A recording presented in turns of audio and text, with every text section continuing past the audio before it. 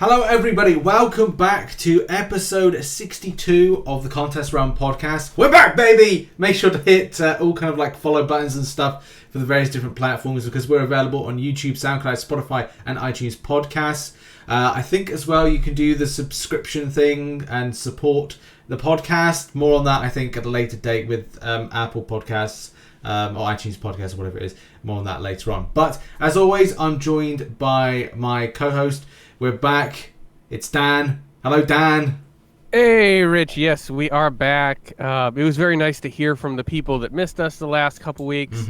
We appreciate you all sticking with us and being supportive. Rich and I both had very busy lives the last couple weeks. I know Rich has been planning his wedding and trying to find some family time. I've done some of the same, and also catching up with work with an industry that is snapping back to life, thankfully. But we're a little undermanned, so I've been burning the midnight oil, so to speak, trying to catch up. So appreciate you guys, sticking with us through that. But we're back. There's a ton going on in the game and in the Marvel world to talk about. So excited about that. But big picture, Rich. Where are you? What have you got done the last couple weeks? Anything big to talk about?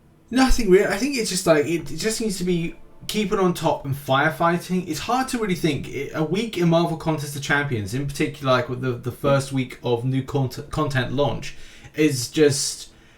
You remember like every minute of every hour for the first 7 days, and then after that it just sort of slumps because we're on this kind of like everyone's on this kind of go rush. It's like side event coverage, objectives grind, how this is done, how's that, and where am I up to now? I'm kind of thinking to myself, I'm still on target to do my normal thing, which is to 100% Uncollected and Cavalier by the Friday of the week after, but there's stuff like side event grind that's quite extensive, but I haven't gone into Grandmaster Gauntlets, which I'm planning to do once I've done a little bit more solo event grinding and built up some more like level 1 revives and just really kind of hammered in my team. But I think it's going well. I think I'll put it as going well, especially before Summer of Pain comes out towards the end of the month. Yeah. How do you think you're faring? Yeah, I'm actually pretty happy with what I've gotten done the last week since the update and the reset, because I've already got 5 out of the 6 chapters for Cavalier 100%. Yeah, which is actually a really good pace for me. I'm happy about that. So hopefully get that wrapped up this weekend. Did the legendary for the first week of the side quest, which actually went pretty well. Got some of those nice 1000k 6-star drops, which was good. The RNG train is riding a bit of a high with that, at least for week 1. I've heard some complaints about week 2, but we'll see what happens. It's kind of like I want to get Cav done and then put my attention towards the Grandmasters Gauntlet before that disappears in a couple weeks. And my big thing there is team construction, and I'm trying to rank 3 my Apocalypse before I go into the Gauntlet, because I think that's going to be a big help. It's something I'm going to do anyway.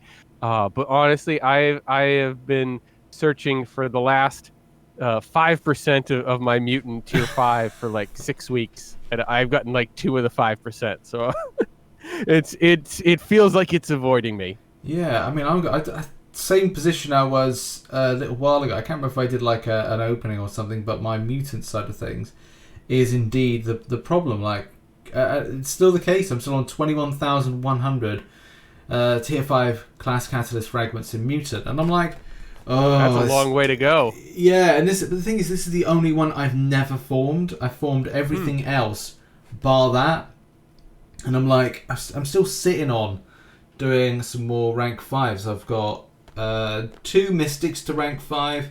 No, sorry, 2 mystics to for rank 3 6-star, a skill, and I'm nearly there with the cosmic. So I've got like that's going to be like nearly 4 soon to do. I've still got crystals to open, so I'm like, oh, God's sake. I mean, why mutant? Why mutant? It's the one I want, because I want a rank 3 my 6-star Apocalypse. But, it's... It is. Yeah. It's just, you have to just say it is what it is with that subject. I don't know what's going to happen with July. July 4th is still too far out there for me to kind of like put them. I know what's going to happen is I think it's with the Grandmaster Gauntlet you get a selector. That's going to be the only way I'm going to probably be able to form is by getting a selector or something from that, or the next 5. Tier 5 class catalyst opening will probably be like, oh, it's mutant. Oh, great. It's not like I've been waiting ages for that. Just typical. Yeah. Oh, dear. I forgot to say, actually, got to give a shout out to Dan. Even though with all that work you doing with, your IRL proper job, you've also been bashing it out when it comes to the site. So make sure to check out in the bio Dan's site, which is... I haven't been saying this for a long time, so I will forget. www.frontlinemcoc.home.blog, and as well you can catch him on Twitter at frontlinemcoc. So he's still putting in the work there and getting things up, which is incredibly impressive. Thank you. But, just trying to keep things moving. Really just focusing on the day-to-day news and calendar updates, because the last couple weeks there's been so many kabam announcements. Yes. I don't think we're going to get into them all because there's just too many, but Arena has been a roller coaster of like the update, and then the update yesterday didn't go through, so that confused a lot of people.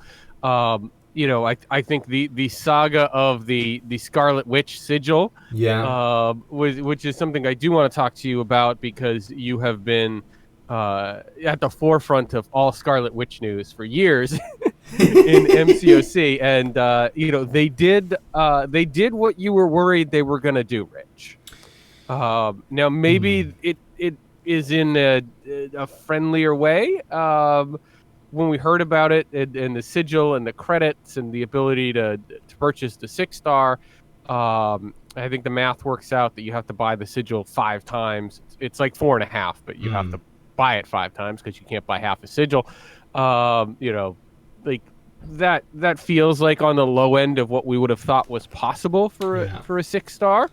On one hand, you've got the people who have been saying for 6 months that there's not enough value in the Summoner Sigil, and it needs to be buffed, so they buffed it.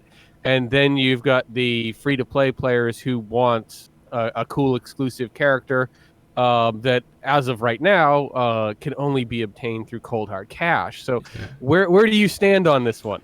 Well, it's a bit of a mixed one, really, because we have to draw our experience from other places and things that Kabam have done. So if we kind of like take the clock back to last year, and as I've been saying in many videos, so apologies if I sound like a broken record, is the Platinum Pool incident of how that champion was obtained. The Platinum Pool incident. So if anybody doesn't know, this is a champion that went in from a point of you could buy a pack cards thing, but it came as like you had to buy the deal in order to obtain it.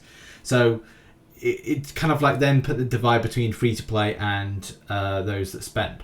But then flash forward a year or so or less, I can't remember the exact time frame, but something that was put out really cool in Incursions crystals, these 2 bundles here, which effectively gave free units for 35,000 and as well a chance to start your process of getting a platinum pool, either from getting a 5-star option or a 6-star option. Shows that Kabam essentially are giving you, this is not something too ridiculous, but it's a early access type thing, but it isn't.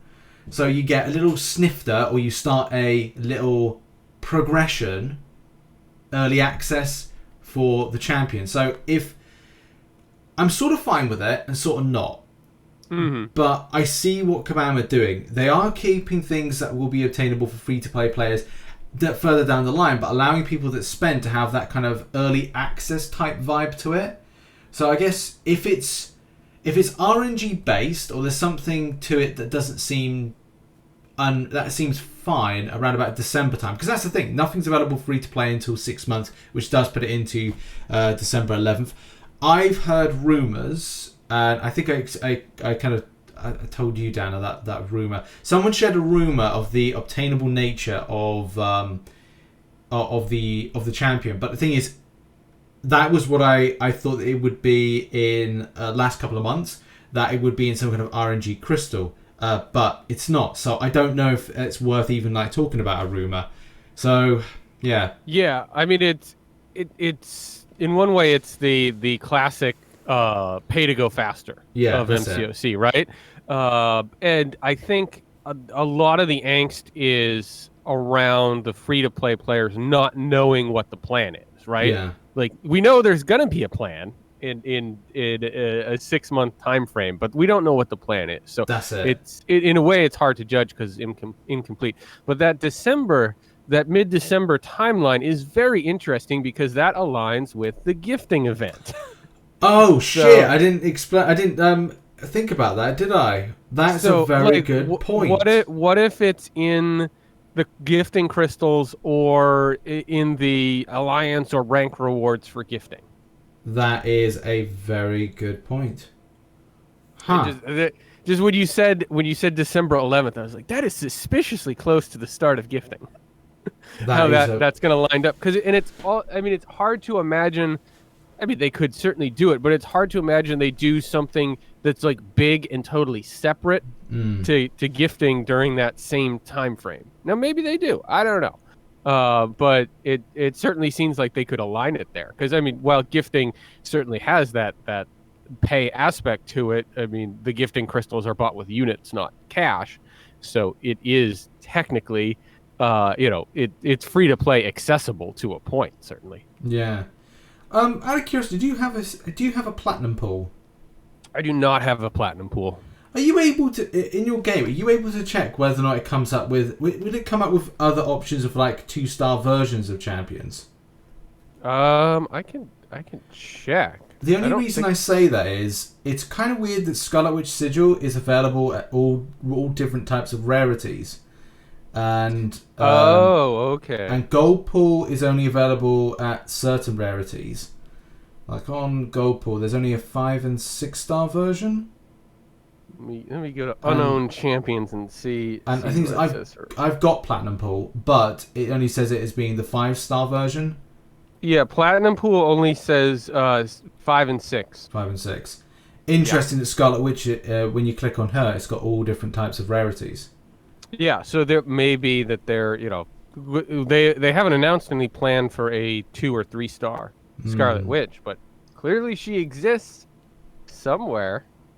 So that could be interesting as well. I'm sure there'd be a lot of people that would go crazy for a 2-star Scarlet Witch because people love exclusive champions. So. Yeah. No, were you buying the Sigil before? Do you have her? Like, what's your plan? Are you gonna try to save up for the 6-star? I didn't think properly about renewing on the correct. I actually renewed like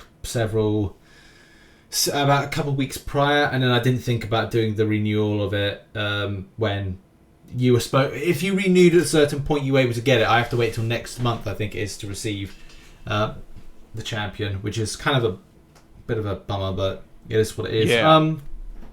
I don't really kind of like care too much about the 4-star version, and I think that's mainly because there's nothing that I can test and showcase in different areas. Like, well, I can't go, oh, let's do a test in Act 6 because she's a 4-star. Right. I'm allowed to. Yeah. And at the same time, like, right, well, I could do this and this and this with her. Maybe I'll do something next month, but I'm just not kind of like there. If I've not got a 5-star or not got a 6-star, then I'm not really at a point of going, I want to road test this to the max of where I am at the moment as Thronebreaker. But maybe there's some footage available that I could do like a 4-star. I think I've done too many videos in a very short space of time. I think I've done like 3 this week on her, and I'm like, oh right, okay, maybe that's a bit too much. I don't want to go back to the 5-star Scarlet Witch days where once a month, and then even getting her out in the crystal and then doing a subsequent video and then other stuff. I've got to take it back into incursions. That's There you go. But yeah, that's why. Are you going to be going down the process as well of getting her? I think so. Yeah, I haven't been buying the Sigil the last couple months. But yeah, I think I'm gonna get it this weekend right before the event reset, so I can kind of double up on the Test of the Thronebreaker rewards. Just as a timing thing, it's usually best to buy it on Sundays because you get an extra week of the solo event if you time it right. Absolutely. So yeah, I'm probably gonna do that. 4-star would be fun. Take it into the trials arena. But yeah, I think I'm gonna start to save up. Have some extra units for July 4th and heading into the summer and eventually Cyber Weekend is not bad to have. So Yeah, I think true. Eventually having the 6-star could be cool. So yeah, I guess they got me on this one. Yeah. It is just like it's annoying when these things come about, but I think it's good in some ways to have this kind of this monthly feature in, like that at times trying to gather interest to buy something in Marvel Contest of Champions, because if we can say, oh, greedy kabam, greedy company make money, bad company. The difference is this game exists, or we could have a game that's dying on its butt. And we, me and you, Dan, and everybody listening, this would not exist because the game would be dead and they wouldn't continue. And that's the thing. It's like, I don't want to say I'm not gonna, I shouldn't buy into this. Greedy company, greedy kabam, greedy Netmarble. But it's like, we wouldn't be here if the game wasn't a success. Right. I mean, that is the reality of it. That there has to be money coming in, and they have definitely introduced some lower priced options in the last couple of years. I remember in the early days of the game, especially 2016, 2017, like everything was just not that things are less expensive now, but there was like no lower priced options. Like there was no Sigil, Exactly. there was no $5 unit card, so like it really felt like it was $50 or no point. Yeah, you were essentially back in those days. Yeah, you were just buying RNG all the time. Like you were going to buy crystals, and the most you get is 4-stars. And like, wow, I think before they changed the pricing scheme in the UK, it was like you spent £89 to get a 3,100 units, and like it's just it felt too much then, because you have to then look. And even now, I'm kind of I'm always a quibble whether or not I'm going to say, right, well, what do I want to do this month with this money? Could I spend it on here? I mean, different for me now, because a lot of the time, like if I have any extra income, it's like I either put it to the side and it goes into a pot, which is to pay my tax bill, or it's kind of like everything's separated out into wedding fund, new deposit for a house, and just going back into the channel, because like it's like, wherever you are, like if you've got expendable income, then hey, do what you want to do with your spend. That's up to you. It's your life, and that's cool. But it's like I have to always going to say to myself, should I? And maybe that's the problem with, like, I'm not as daring as I used to kind of go like, just do it, it'd be fine, it'd be all right. But like you have to think. So yeah, having these low cost options, you're absolutely right. It gives you something to at least go, there's some value. And it's good for Kabam, because then they've got this kind of regular monthly income coming in from players that are interested in the unit daily deal, some of the Sigil as well. And this interests me a little bit more than Platinum Pool, just because there's no RNG to it. Like the Platinum Pool thing with the crystals and the units, like that was certainly nice, but it's also like, okay, why do I have like 8 swole arms of Platinum Pool? Like, I don't really care at this point. You joke around about that. What am I on now? I'm on. I know. I've got 3 right arms, 1 left arm. I mean, I've already formed mine, so that's something. Right. That's the 5-star. On the 6-star, I've got 2 heads and 1 right arm. So. Yeah. I mean, at least with this, it's like, all right, you got my $50. I got all the stuff from the Sigil, and I get a 6-star. Like, okay, like that's fine. Like, I don't have to ride the RNG train, which is a nice departure. Absolutely. So, overall, like, I think it's one of those things, like, as you love to say, it's fine. It's fine.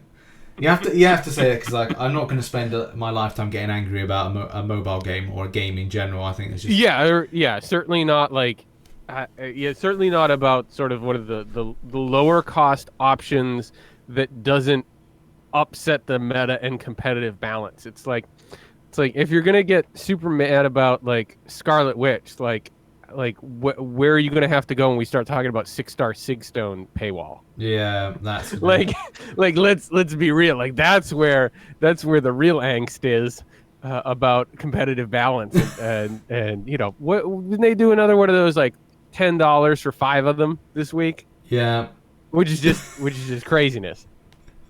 Oh god, yeah, it just gets so out of hand. Right. Going on to Grandmaster Gauntlet, as we're both kind of about to do it. Have you got together I tell you what, I've got about like 5 or 6 variations of a team which I'm going to be using. Yeah, and that's where I'm at right now, is trying to figure out the team construction. Yeah. I'm going I keep on balancing between am I going to be using Ghost Wasp Herd, Archangel, and one other. Then I'm like, nah, why don't you use Human Torch, Namor, Aegon, Doctor Doom, Magneto, and then I'm like, no, mix and match that. So I need to really think about like who I'm using and why. And like, I know there's plenty of videos out there about it, but I think it'll just come to a point where I'll just end up using any team configuration that I think is like I'm kind of all right with, and I'm like, I've got units, so if anything goes super wrong, at least I can get through that, and at least I've grinded up my level 1 revive. So I'm like, okay, well, I'll just do that. Have you settled on the team configuration, or are you still like me, just going? I'm pretty close, but I do want to go sort of fight by fight and figure out who's going to be taking each fight. Yeah. So Vega actually had a great video where he did like a fight by fight comparison of like 4 different YouTubers and who they used for the fight. That's cool. Which is very cool. It's super helpful. So I'm kind of, I got to go back to that. I think my team is going to be Apocalypse, Cable, Red Magneto, Archangel, and Ghost. Nice. Now my big thing is, of course, I don't have Aegon. I don't have Professor X. Though Professor X seems to be able to handle some of the scarier things in the Gauntlet as far as evade goes. So I gotta look at that. I know you can use Apocalypse as an evade counter. AA can work as an evade counter at times. Ghost is probably gonna fill that role. Yeah. in some regard, just because she's Ghost. So we're gonna see, but that's really why I want to rank 3 Apocalypse, because I am looking at sort of building an Apocalypse-centered mutant team and having him as my main. So I want all the power I can have there. Of course, I'm going to boost. Let's be honest. I think what I'm going to do is try to do a completion this weekend, just to get a feel for it. See if there's any real issues. Kind of run through that nameless Thanos fight, because I know it's a little bit different than the other ones.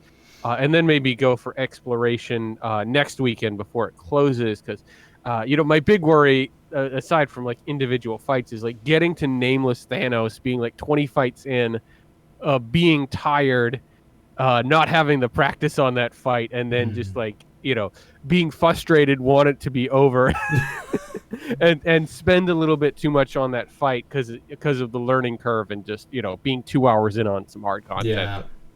That's one thing I want to try to circumvent if possible. But I believe I've got a pretty good team. But yeah, I'm not doing Quake, Aegon, or Professor X. So that does change some things with my team.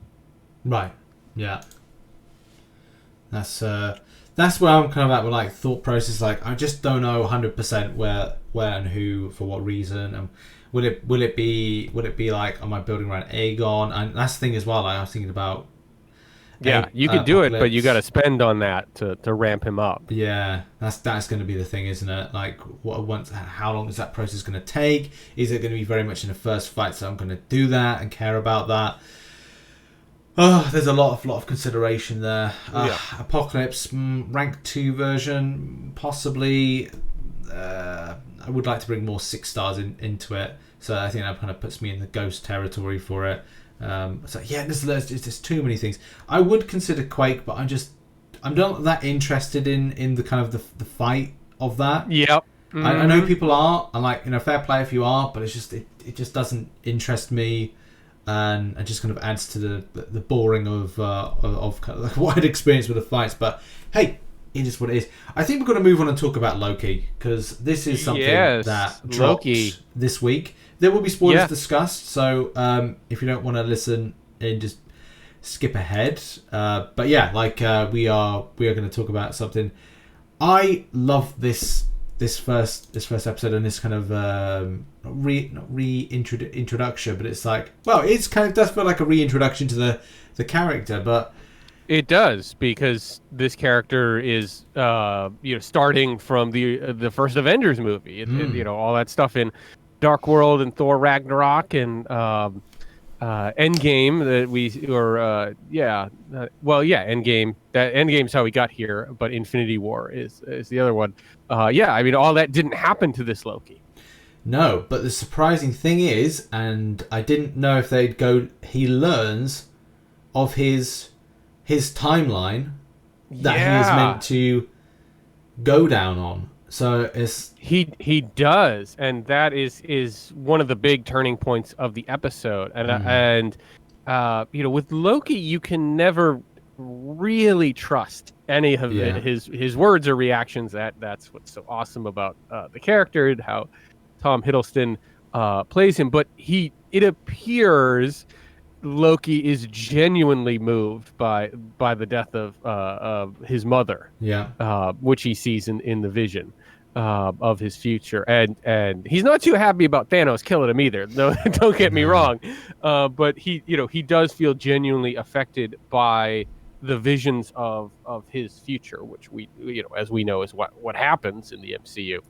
And that feels like a real turning point of the episode. I'm still not sure I believe him in his sort of final confession to Owen Wilson's Mobius at the end of the episode, where he talks about, like, it's all kind of a front, and I'm not sure how much of that is Loki acting and playing an angle, or how much of it is sort of a true confession. But that's kind of the fun of this.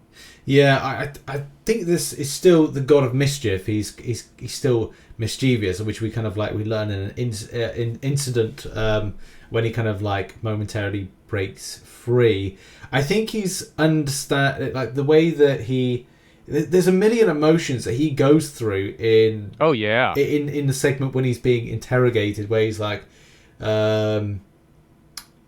and that's the thing with it, you never know if like he's pandering to the moment to be mischievous. And you're right, that there's definitely lots of things to be aware of and not scared of, but kind of like question when we're going to like see in future episodes about maybe I always don't find this thing with him. He always seems to bend to the most powerful person and trying to align with them and become that ally. So very early on, he's like, "Oh, you're the timekeepers. Well, I'm gonna allow.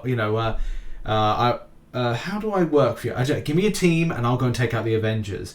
And I was like, I don't know if you picked up on it, and I was like, "That's an amazing point." If that is classic Loki right there. But it's like he can. How do I turn this? Yeah, turn it, flip the blame. And I was at a point where I'm just going like, he's got a point. How can the Avengers... That was pretty brilliant. Yeah, he's like, what about the line about the two Tony Stark's cologne was just fantastic, right? He's like, oh, he's trying to flip. He's like, okay, guys, there is a problem. I can fix it. Like, let's go take care of this. And they're just like, no, like that's supposed to happen, and he's just, it's sort of that like Loki's trying to work his angle, but also feeling powerless like every time he tries something. He's like, well, let's go get the Tesseract. Oh great, the Tesseract doesn't work here. Now what do we do?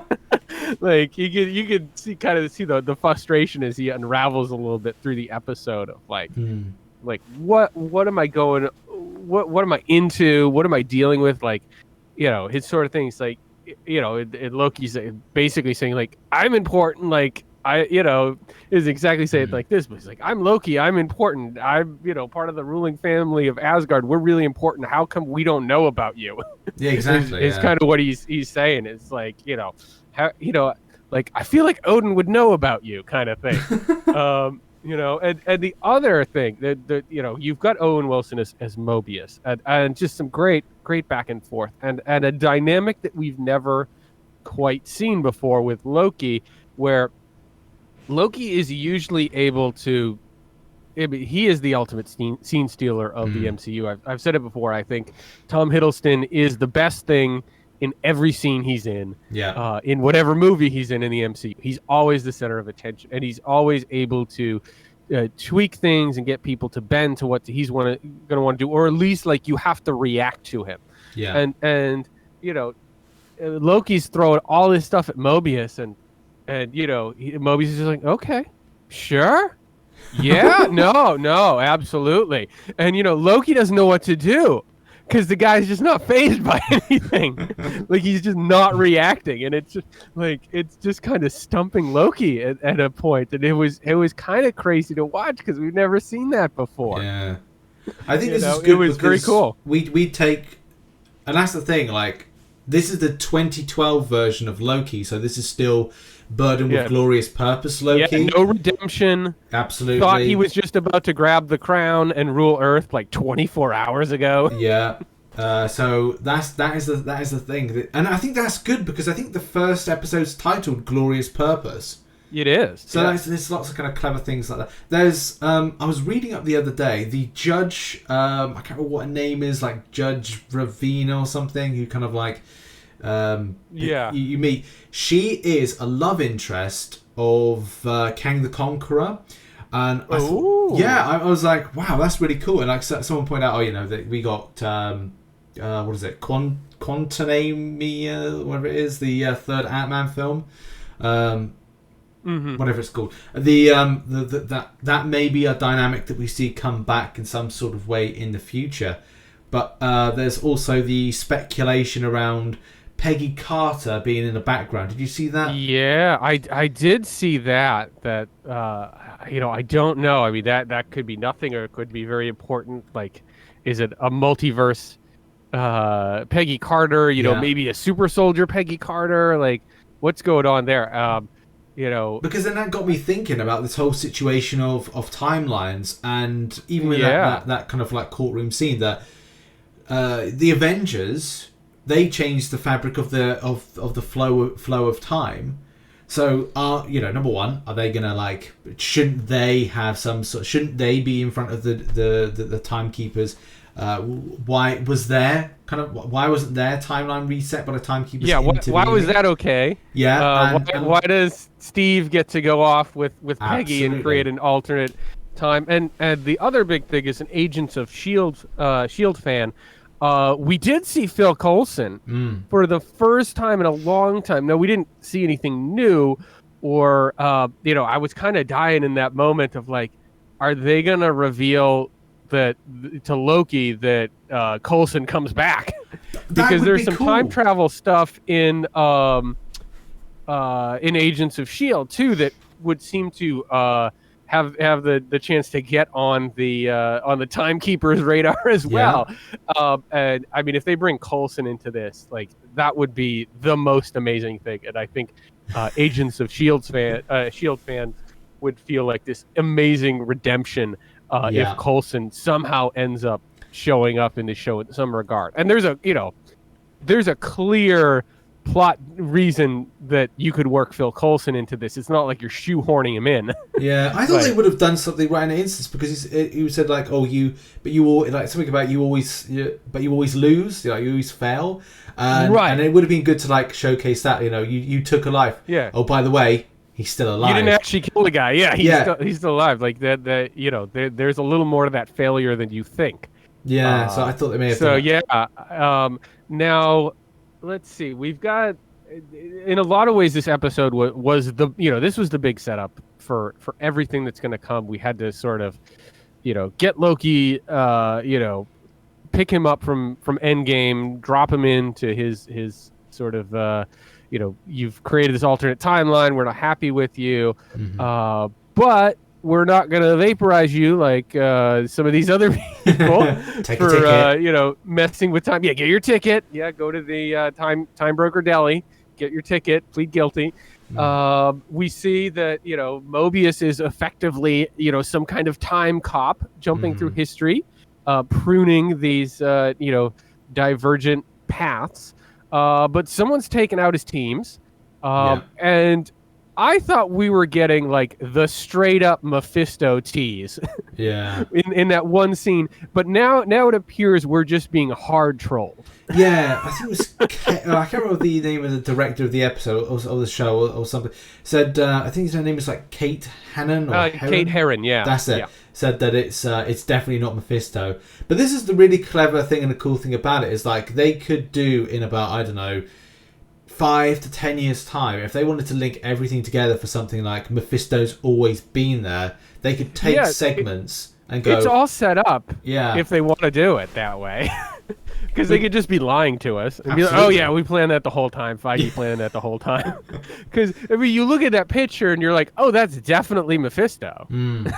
Yeah. But is Loki his own bad guy in this show? Is it another version of Hiddleston's Loki? Is it a Loki from somewhere else in the multiverse? Is it multiple multiverse Lokis? Like, what are we in store for? Like, this is looking pretty cool. Yeah, this is the time we're like talking about all this multiversal stuff. If they wanted to branch out, say like, oh, there's a different version of Thor. If there's a different version of Captain America somewhere, it's kind of cool because it gives options in that what if type narrative.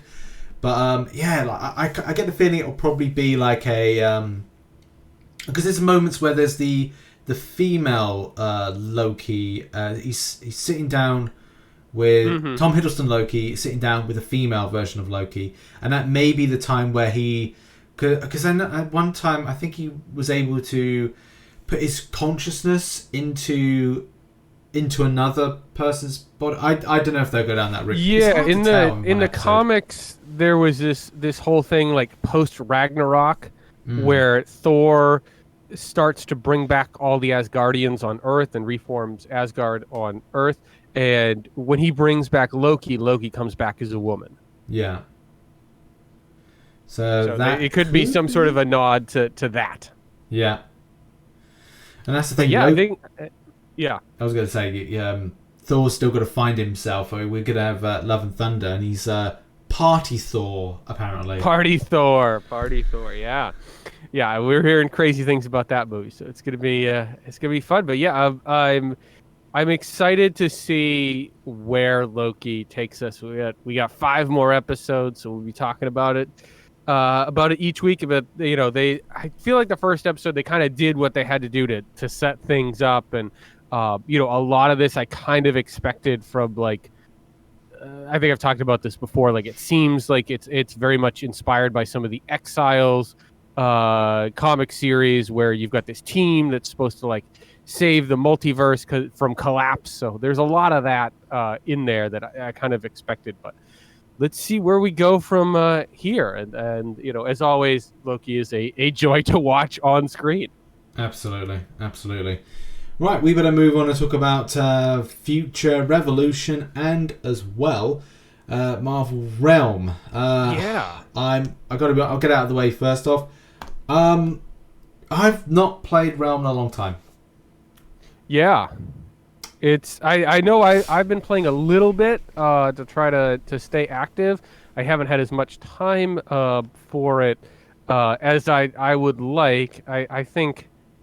Much like you, Arena is still frustrating for me, and that is a problem because Arena is the core of that game. You're talking about a game that's supposed to be competitive in that regard, and that's the game mode with the most issues. But my note to you for this episode was really more about like Future Revolution versus MROC, and we've learned a lot more about Future Revolution in the past couple weeks. And what really struck me was how similar the narratives of the game, the story within the game, how similar they are to each other. Whereas Future Revolution almost feels like, from a narrative perspective, a prequel to MROC, where you've got the Maestro ruling a world that's combined from different multiverses that are starting to collapse. Yeah. Like how are both of these games supposed to survive if they're essentially very slight variations on the same story? Yeah. I think that's what worries me. Yeah, I think where Marvel Future Revolution will actually like kick it out the park and be that game of interest is that it's, and as it says by the title of it, it's Marvel's first open world RPG on mobile, and the way that you kind of like have the champion in a, I should stop saying champion because it's hero, they refer to them as heroes, that you have the hero moving around in more of a I'm just trying to think of like ways of describing it. It's kind of like you've got it there on the screen. You can you can basically free flow and look around. There's loads of games that are like MMORPGs similar to that, but it's like World of Warcraft meets Marvel game. It is Marvel Future Fight, but it's different. It's like it's all these games like mixed into, I think, what's the greatest thing at the moment, and that is mobile games and technology are advancing so much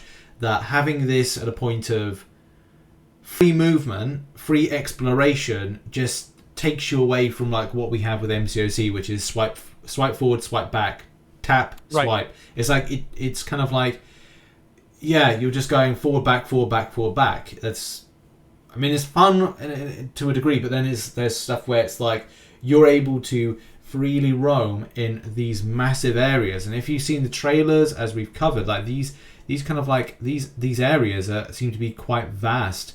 I'm just going to get up this SpiderMan trailer right now, just kind of like watch on screen, or if you're watching on YouTube, that the way that this is done is indeed more of a kind of a movement around the screen. It's like Marvel Future Fight, I think, is more of a there's not a lot of live action stuff. I think you're kind of like you are clicking and kind of like stuff, but this is more of like, okay, quick movement. It's like Spider-Man on PS4, again on mobile, but it has that more kind of like free flowing nature to it. But it looks really good. Yeah, and the other thing is, if the one of the appeals of Realm was supposed to be like the ability to customize your champion, which you can do, but it's very hard to build the sets. If Future Revolution is more like, okay, like I've got Spider-Man and I could kind of, I can just customize him the way I want to, without having to like acquire all these different pieces that are dependent on RNG. Like, I think there's going to be a huge appeal to that. Yes. And they've already announced Spider-Man, Iron Man, Cap, Doctor Strange, Black Widow, Cap Marvel, Storm, and Star-Lord. So they've got 8 characters that are supposed to be good to go for launch. And they've been teasing some of the villains, but it was really that Maestro tease that made me wonder, like, all right, it seems like Maestro plays a central role to the narrative of this game. It's like, all right, well, why do we have 2 games that are so similar that, with like that? Yeah. And I mean, maybe that's why they had to rush out Realm, because they knew that. I don't know. That's a good point. Seems like trouble. Yeah, seems like trouble. And that's the real concern with it. The amount of time that was taken to do it, because it's not. I don't know really what to say with it. If Kabam were under that idea that they would need to put something out into the market first, then maybe they should have like really considered where the global pandemic was, because at the end of the day, when they released the game, they didn't put in the features which were put in as of April. Yeah. Which like now we're like, okay, well, if you released that in December 2020, then maybe you would have had a better start process, like the way that you kind of do that progression. But the problem is matchmaking's still not dealt with, the bot side of things. a lot of stuff that's just been unanswered by Kabam, and it's sad, especially if you consider like the amount of time that Marvel Future Revolutions, they put their Twitter live on January 2019. Now, is that an indication that maybe they were thinking about and starting developing the game in January of 2019? Possibly. But then, how long was Marvel Realm of Champions was announced on New York Comic Con 2019? So you kind of go like, which game's been in development, and like how and why have they decided with Future Revolution to put so much time and effort into it? And that's the thing, like, I'm happy for them to take a little bit longer on a free game and not have the same incident that a free game like Marvel Realm of Champions had. Or you look at the paying game, people that paid $50 plus for Cyberpunk 2077, and the way that turned out. So this is all about longevity and kind of putting out like the greatest game possible, and especially on mobile, which if it goes the way it does and the hype's still around it, as many people are interested, a lot of people are actually interested in it, we could see some great stuff from this game. So I'm still very much excited for the future on this. Yeah, do you have a thought on the release date? I had heard like the Q2 of this year, but I don't know if we'd heard anything about a little more narrow of a window than the 6 months of the second half of the year. Yeah, I think that you'll start hearing stuff like either a beta at the end of this month or because I don't know if they seem to be not going for like a closed alpha the same way that Diablo Immortal was done. So, and that's another game, like that's a Blizzard game that's been in development for, so rather than doing a PC version of Diablo, they are doing this mobile version which has been in development since 2018. That's ridiculous. They announced it in 2018, and then it's like, Jesus Christ, that's 3 years, and it hasn't even been released yet. So I would say that based on what I've learned and information, we either hear that a beta's coming towards the 1st of July or kind of like the first week of July, or information that's being kind of held back for a little while. I heard some people saying it's going to be end of the year, but then this is one of these games where I would say they start rolling it out now from an interest perspective, or to end Q2, or in order to boost stuff, or they'll be looking to push forward and having a big momentum going in from Q2, Q3, Q4, or say like, well, we'll bump it at the end of Q4 in order to make sure that the shareholders are happy and net marble. But it's hard to know really. Is it business? Yeah. Is it strategy? Is it getting it out there? Is it a beta first? Lots of things you've got to consider with it. Yeah, it's tough to launch a game. Yeah, it is. Despite all the comments of just release the game, like, which we always see with every single game. Yeah, absolutely.